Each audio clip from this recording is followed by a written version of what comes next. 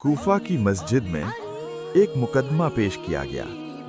ایک عورت پر الزام تھا کہ اس نے 6 مہینے میں بچہ جنا ہے۔ لوگ کہنے لگے یہ ممکن نہیں۔ حضرت علی خاموشی سے سنتے رہے، پھر قرآن کی طرف اشارہ کیا اور فرمایا، اللہ نے قرآن میں فرمایا ماں کا حمل اور دودھ چھڑانا 30 مہینے ہیں۔ پھر دوسری آیت پڑھی اور دودھ چھڑانے کی مدت 2 سال ہے۔ مولا علی نے فرمایا 30 مہینوں میں سے 24 مہینے دودھ چھڑانا نکال دو تو حمل کی کم از کم مدت 6 مہینے بنتی ہے۔ مسجد میں سناٹا چھا گیا۔ الزام جھوٹ ثابت ہوا۔ عورت باعزت بری ہو گئی۔ لوگ بول اٹھے، اگر علی نہ ہوتے تو ایک بے گناہ تباہ ہو جاتی۔ سبحان اللہ۔